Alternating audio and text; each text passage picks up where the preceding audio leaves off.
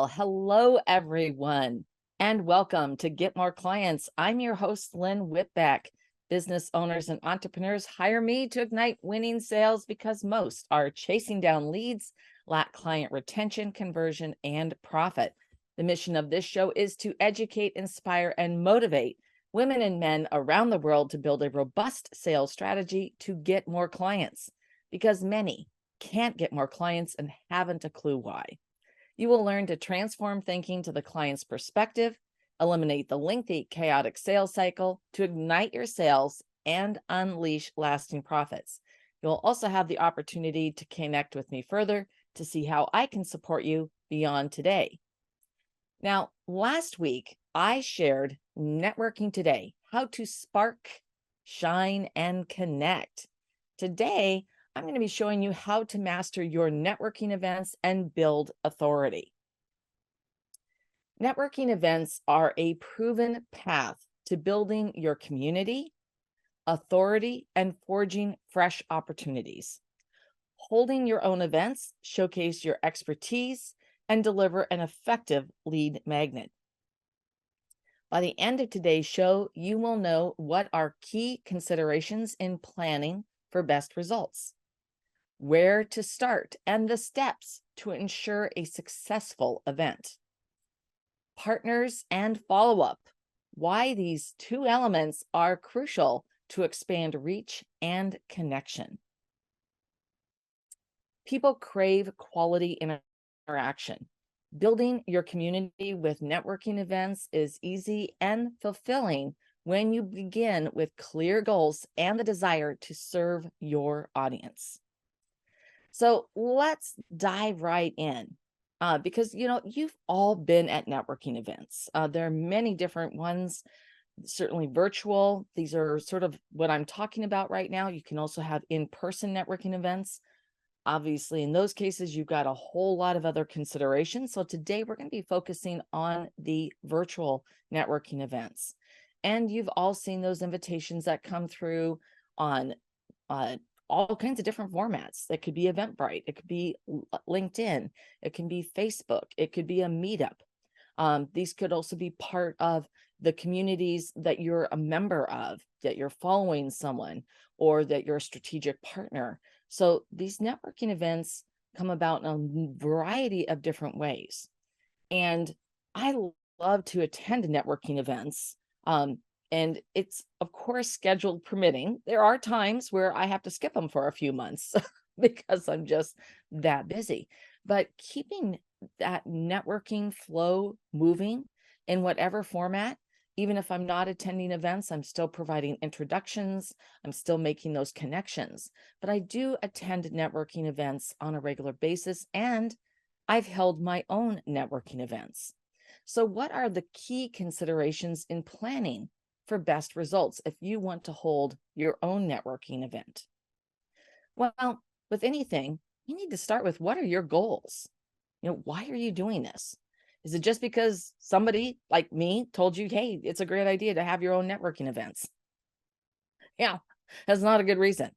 All right. We need to go into, what are your strategic goals for your business?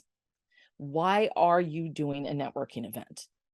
Now, this could also be something that it is a part of who you are, and you love connecting people and providing that type of environment and atmosphere. And it's more of about feeding your soul instead of necessarily feeding your business. Well, that's a legitimate reason. So, but I want you to take that step back. What are your goals? What's the purpose? What's the reason that you're doing this? How is it going to serve you in your business? There are so many different ways that we can grow our network, to grow our community, to grow our business. And it needs to be something that's going to fit who your ideal clients are and where they hang out. Who are your ideal strategic partners? Where do they hang out? Who are the strategic platforms that you want to get on? And how do you connect with those individuals? These are all considerations that you need to take into account. Besides that, why are you holding a networking event? Why a networking event? I mean, how is networking and a networking event different than a webinar or a masterclass? Well, it's pretty obvious.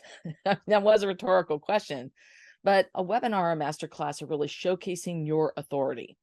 You're the one on the center stage. You may have a partner or two, but you are holding the stage. And it's about showcasing that knowledge and sharing that knowledge with the audience so the audience can take away some DIY, make a connection with an asset or a lead magnet that besides the webinar that they can take with them, and an opportunity then to put them into a sales process. Now, networking is also the opportunity to create that lead magnet and put them into a lead process. However, it's quite different because networking, everyone gets to talk, and they certainly should. If people show up at a networking event and there's no opportunity for them to share who they are and what they're doing and how they help and serve the world, it wasn't a networking event by definition. A networking event allows people to connect with one another. And there's a lot of different ways that you can do those. You can have networking events that have single breakout rooms. You can have larger breakout rooms. You can do hybrid events that have a little bit of education, and then there's a specific topic for that week or that month. And that's what you talk about in the breakout room: best practices, ideas, challenges that people are having. So those are some different ways that you can have networking, but you have to have that opportunity for people to connect. So if you're doing a hybrid event, what's that going to look like?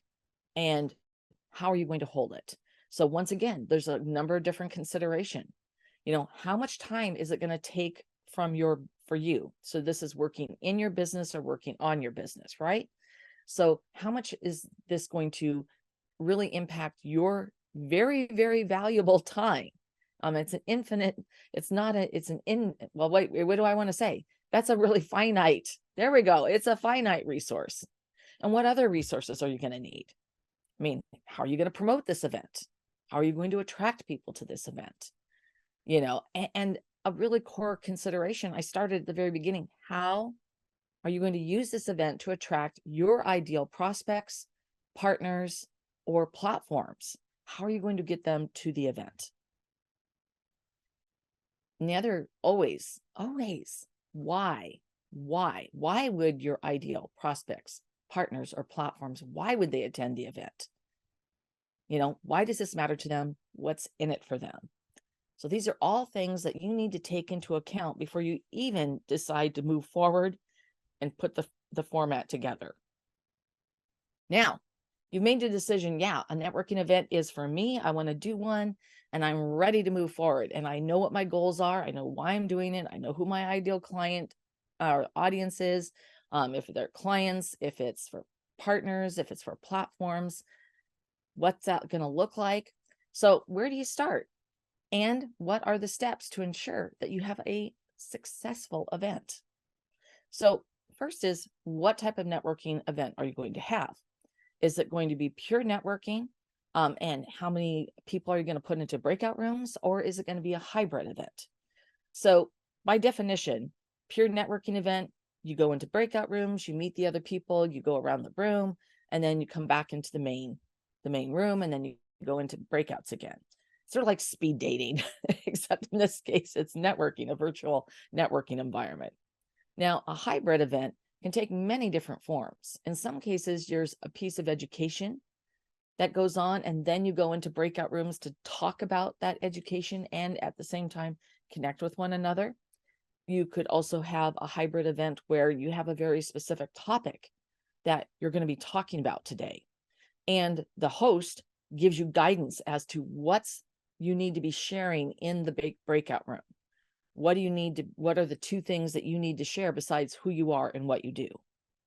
And in many cases, you want to put some rules around how people are going to be connecting with one another. You don't want people spamming each other like in the chat, or once they get into that room and hard selling someone. If you're doing something like that, as I mentioned last week, you should really be going to something like selling on the spot, where that's the whole purpose. So if it's networking, it's about building and starting those nascent relationships. Well, what about partners? Now, having a strategic partner to have the networking event with is a great opportunity. Because you get to share sort of the authority. You get to you could bring someone on who has a higher authority than you so that you get to shine and get to borrow some of that authority because you're with them on the same stage as the host. It's another great way to add to your audience because they're going to invite people that you are not connected with. The key is that you need to make sure that you leverage that both during and after the event so that you can connect with the people who came that you aren't connected with. So the other thing you have to think about when you're having a strategic partner is what's the fit? Are they going to be a complementary style, an approach, or do you want to do some kind of, combative type, environment? Uh,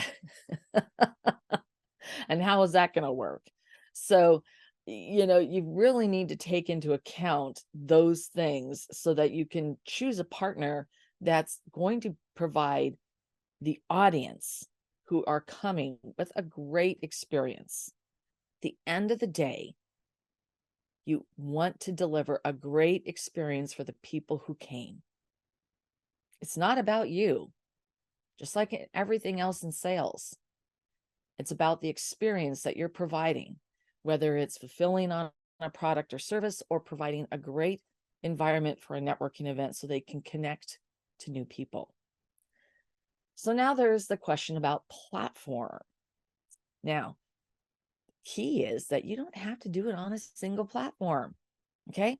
Now you can do an event on LinkedIn. It's really easy to set up events on LinkedIn and invite your connections to those events and then promote it with posts. You can have an event on Facebook. You can have an event on Eventbrite. You could set up a meetup. You could do all three of these things or four of these things. I think I got four. Yeah, that's four. LinkedIn, Facebook, Eventbrite, meetups. You could do all of those things. If you are in a very specific community and you're in a Facebook group and you have that, you either have the permission of the people who run the Facebook group or it's your own Facebook group. It's another place that you can invite people to come together. Now, obviously with that platform, you do want to be inviting both the people you already know, your expanded network. I don't know about you, but I'm connected with loads of people on LinkedIn, and many of them I've actually never had a conversation with. I know, but when you get into really big numbers, it's not uncommon. But you can also want to invite your ongoing audience, your newsletter audience. You're going to want to share this with strategic partners so that they can share the event that you're holding. If you provide them with some swipe copy and graphics, you're going to attract another group of people. You could potentially decide to run an ad about the event. These are all things to take in consideration, both for the time, the resources, and the investment. So now, about your event, what kind of topic are you going to have? Now, it should be a topic that you're an expert on. It should be a topic that you can help facilitate the conversation, that you can provide some nuggets of wisdom. All right. This is an opportunity for you to establish your authority and expertise as the host. So whatever type of event you're hosting, whether it's a networking event, a summit, a masterclass, or webinar, you are an authority and an expert, and you absolutely need to make sure that the topic aligns with what you do and how you help and serve others. That's the other thing about a topic. It's not about you. What is going to be of interest to your audience? What is a major pain point? What's a concern? What's something that keeps them up at night? What is a challenge that's a common challenge that they experience all the time? This is a key consideration because it has to matter to your ideal audience. to attract them to come. All right. Now, that whole rule, what do they want, need, or lack? Why does it matter to them? So they can. Make sure that your topic aligns with your client's perspective. So what about the format? So I already talked about this with breakout rooms. You could, if it was a small group, you could just have a small group discussion the whole time. I've done networking events in all different formats. And I'm not really sure if there's one that I would say is better than others. I definitely like it when I can connect with someone one-on-one, but I can also do that if it's a really small group, like 3 or 4 people. But sometimes in a larger breakout room, you want to have somebody who's sort of moderating the room to make sure that everybody gets an opportunity to talk, that you draw people out who may be the shy or in the back of the room and not wanting to stand up and wave their hand and say, "Ooh, I've got something to say on the topic," and not let other people monopolize the conversation. So once again, this goes into what kind of rules are you going to set? Sometimes if you have strategic partners, a great way to do that is that each of the strategic partners manages the breakout room. That way, once again, they're the person of authority. They're making sure that everybody gets a turn, that you're watching the time so that people can also discuss whatever the topic is at hand and make some genuine connections in those rooms. So thinking about all these different rules is also important because you do want to avoid something where people feel that they go into these events and they're just being sold to or sold at, and that it's, it's like spam. It's like being, force-fed spam. So you want to make sure that you control that. And if you find somebody who's misbehaving, you're going to remove them from the room. And if you know somebody who misbehaves on a regular basis, just don't let them in. Don't let them in the room in the event to begin with. Just keep them out. All right. Now, I sort of touched on this about partners, but I haven't talked about follow-up too much because follow-up is absolutely crucial. And these two elements will truly expand your reach and the connection. The core purpose of having a networking event is to expand your reach and to make new connections. So when you're thinking about partners, one of the things I didn't mention was a non-competitive partner. I mean, you don't want to be battling and trying to take each other's clients. That doesn't serve any purpose. Now, you can be complementary in this fact that you could both be doing something in sales. I've worked with people in sales and in complementary situations that they do something very specific. And that's great. They are a non-competitive partner because they're specialists in one specific area.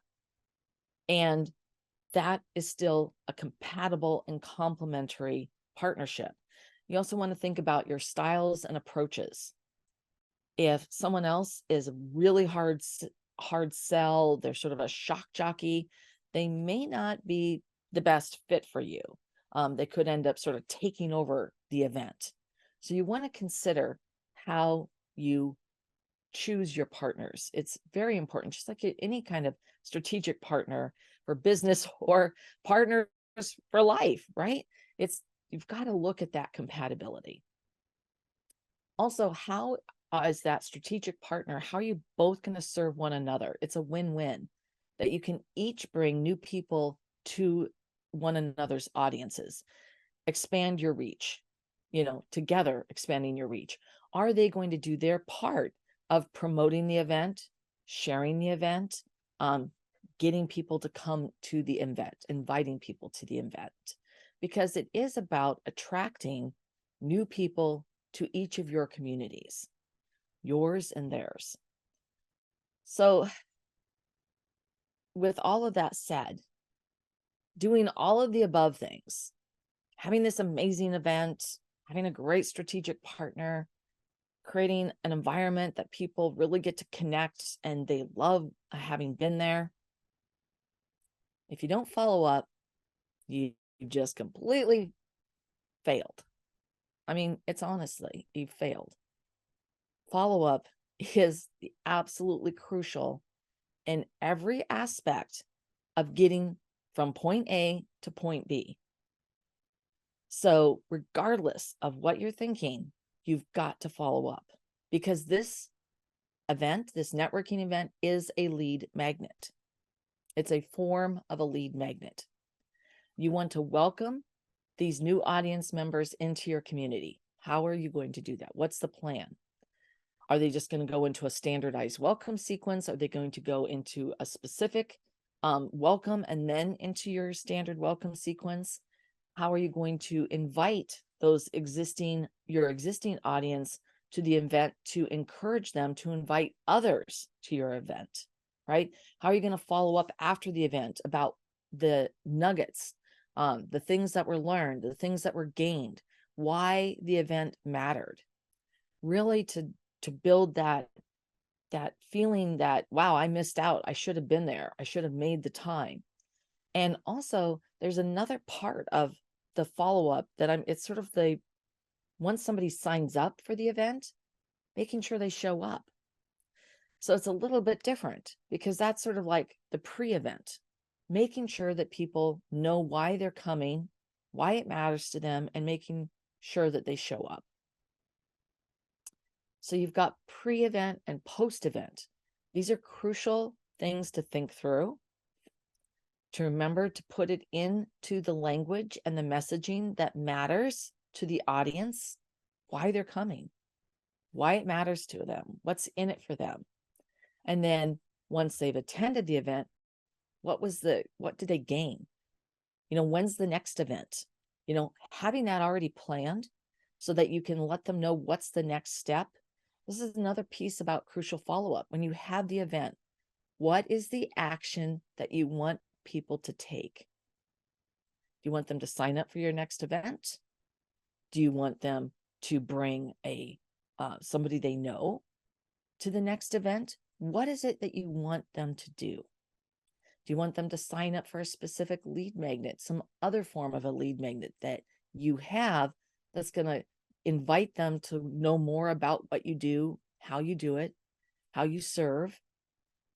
Think through. That is a big thing, because if you don't ask, you don't get. So with everything else within this event, when you think about that goal, what's your ask at the end? And why is that ask important? And why is it important to them? Why does it matter to them? So that they'll take action. Well, I hope you enjoyed this, because holding networking events can be a winning strategy to grow your community, gain authority, and discover new opportunities. The key is to have clarity around your why before you begin. And then always focus on the why of your potential audience when planning, executing, and following up. Thank you so much for tuning in. My purpose is for you to get more clients. Bottom line, don't make this harder than it has to be. Sales should be a win-win. And on behalf of Petite to Queen, I've carved out a limited number of time slots to invite you to hop on and ignite your sales call with me to see what's working, not working, and what you would love to have working. I'm going to see how I might further support you in generating more leads, converting more sales, and fulfilling on your promise as a brand and organization. The fastest way to success is to assure people know that they matter. And the best way to make this happen is to build a consistent sales strategy to acquire, convert, and capitalize on every lead. You will find growing your business is easy and lucrative. Today, I explored how to master your networking events and build authority. The key is for you to implement these steps to stop wasting time, energy, and resources. You have the opportunity to jump in and get the support you need for true success. Say yes to you and get on a call with me. I am truly gifted at this, and you deserve a shortcut to your success with the right support. Go to ptq.link/win-win. And to learn more about our consulting services, you can visit our website at petitetoqueen.com. You can connect with me there. You can stay current on all of our insightful advice, our breakthrough advantages, and never miss an episode of Get More Clients by signing up for our weekly Wisdoms newsletter at petitetoqueen.com. Now, next week on Get More Clients, I will have a special guest, and we will be discussing why your relationship foundations are crucial to your sales and business success. Make sure you don't miss a single episode by subscribing to Get More Clients wherever you get your podcasts. And if you love the show, you love what I'm doing, please share it and give us a 5-star review. I would very much appreciate it. Now, I will see you next week on Get More Clients.